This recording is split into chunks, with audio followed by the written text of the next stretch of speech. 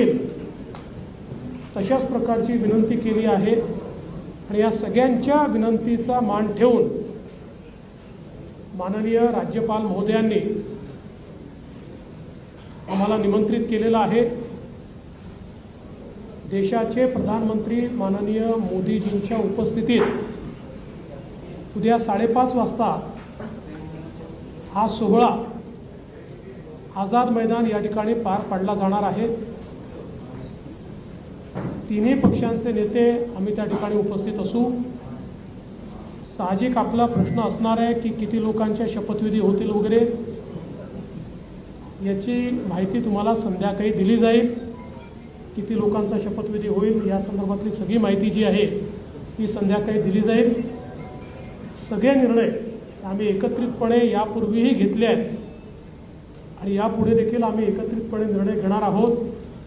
मुख्यमंत्री पद किंवा उपमुख्यमंत्री पद हे आमच्याकरता एक प्रकारची तांत्रिक किंवा टेक्निकल अरेंजमेंट आहे।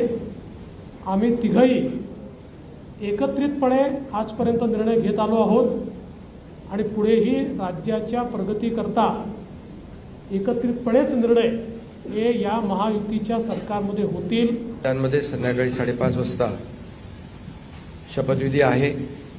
देवेंद्रजींनी देखील आपल्याला निमंत्रण दिलंय, आम्ही देखील आपल्या सगळ्यांना निमंत्रित करतोय आणि मला आनंद आहे की 2.5 वर्षापूर्वी इथंच वाटतं ना, तिथेच देवेंद्रजींनी मी मुख्यमंत्री व्हावं म्हणून माझ्या नावाची शिफारस केली होती आणि आज देवेंद्रजी मुख्यमंत्री व्हावेत अशी शिफारस आणि पाठिंब्याचं पत्र शिवसेनेच्या वतीने आज आम्ही दिलंय।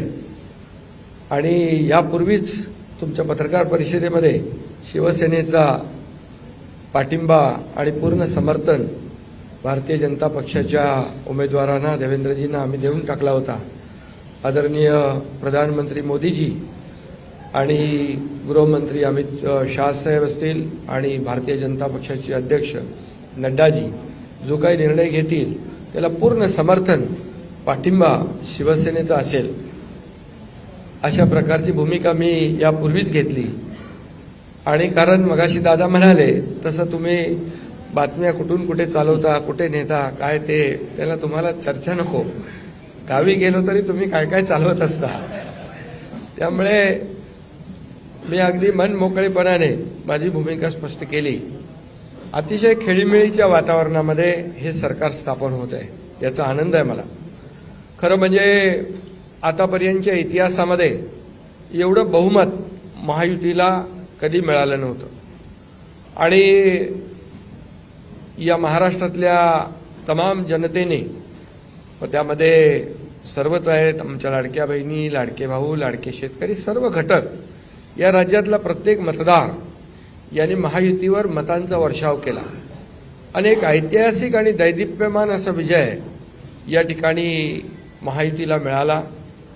यामागे नक्कीच गेल्या 2.5 वर्षाचं काम जे आहे आम्ही केलं तिघांनी मिळून, आणि आमच्यामध्ये काही कोणी मोठा कोणी छोटा असं काही नव्हतं। आम्ही एक टीम म्हणून काम करत होतो। आमचा उद्देश एवढाच होता की मला काय मिळालं यापेक्षा महाराष्ट्रातल्या जनतेला आम्ही काय देणार आहोत हे महत्त्वाचं होतं आणि एक सर्वसामान्यांचं सरकार म्हणून आम्ही काम केलं आणि म्हणून सर्व मतदारांना मी मनापासून धन्यवाद यापूर्वीच दिलेत। आणि खरं म्हणजे राज्य चालवताना अनेक निर्णय आम्ही जे घेतले, जे विकास प्रकल्प आपल्या सगळ्यांना माहीत आहेत, मी त्याची एकदा डिटेलमध्ये बोलू इच्छित नाही, परंतु जे विकास कामं महाविकास आघाडीने थांबवली होती, जे प्रकल्प थांबवले होते, या महाराष्ट्रातल्या जनतेसाठी आवश्यक होते, या महाराष्ट्राला 10-20 वर्ष मागे नेणारा निर्णय महाविकास आघाडीने घेतला। आमचं सरकार आल्यानंतर तात्काळ ते प्रकल्प आम्ही सुरू केले, मार्गी लावले आणि त्याची उद्घाटनही आदरणीय प्रधानमंत्री मोदीजींच्या हस्ते केली। याचा देखील आनंद आणि समाधान आम्हाला आहे। शेवटी सरकार कुणासाठी असतं? सरकार हे सर्वसामान्यांसाठी असतं, लोकांसाठी असतं, राज्याच्या विकासासाठी असतं आणि ते आम्ही तंतोतंत पालन करण्याचं आणि त्याचं नियोजन करण्याचं काम आम्ही 2.5 वर्षात केलं। याचं खूप समाधान आम्हाला आहे आणि एकीकडे विकास दुसरीकडे कल्याणकारी योजना, या दोघांची आम्ही सांगड घातली आणि मग सरकारच्या माध्यमातून सर्वसामान्याच्या आयुष्यामध्ये एक काही ना काही एक आधार म्हणून, एक सहकार्य म्हणून, एक सरकारची जबाबदारी म्हणून पार पाडली पाहिजे, ती पार पाडण्याचा प्रयत्न आम्ही आटोकाट केला. आणि त्यामध्ये आदरणीय प्रधानमंत्री मोदीजी, गृहमंत्री अमित शहा साहेब असतील, नड्डाजी असतील, केंद्रीय मंत्री असतील, त्यांनी आम्हाला वेळोवेळी प्रत्येक वेळेस आमच्या प्रस्तावांना मान्यता दिली आणि या राज्याला पुढे नेण्यासाठी एक आपण जसं म्हणतो डबल इंजिनचं सरकार या ठिकाणी आम्ही 2.5 वर्ष चालवलं आणि त्याचा फायदा या राज्यातल्या जनतेला झाला आणि या जनतेने देखील कामावर विश्वास ठेवून आमच्या कामाची पोचपावती या निवडणुकीमध्ये भरभरून दिली. आपल्यालाही कोणालाही किंवा अनेक सगळे अंदाज वर्तवणारे जे सगळ्या एजन्सी असतात, एक्सपर्ट असतात, त्या सगळ्यांचा अंदाज या ठिकाणी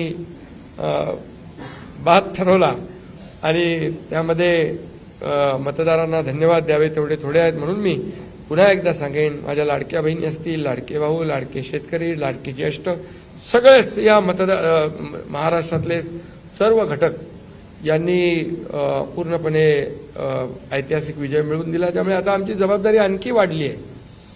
आता आम्ही टीम म्हणून देवेंद्रजींना आता पूर्वी देखील 5 वर्षाचा अनुभव आहे, त्यांचा अनुभव आम्हाला 2.5 वर्षासाठी देखील कामी आला. आता पुन्हा मुख्यमंत्री म्हणून त्यांचं नाव शिफारस करण्याची संधी मला मिळाली, त्याचाही आनंद मला आहे. आणि म्हणून आमचं अगदी टीमवर्क जसं 2.5 वर्ष झालं आणि राज्यातल्या जनतेला या ठिकाणी आम्ही सहकार्य करू शकलो. आतापर्यंतच्या इतिहासामध्ये आपण जरी थोडं चाळून बघितलं तरी सुद्धा एवढ्या कल्याणकारी योजना कधी झाल्या नव्हत्या. आणि कल्याणकारी योजना फक्त आम्ही निर्णय घेतले नाहीत, तर त्याची अंमलबजावणी केली, त्याचा लोकांना बेनिफिट झाला, लोकांना त्याचा फायदा झाला. शेवटी कल्याणकारी सरकार, सर्वसामान्यांचं सरकार हे लोकांच्या कल्याणासाठी असतं. ते खऱ्या अर्थाने आम्ही राबवलं याचा आनंद आणि समाधान आहे.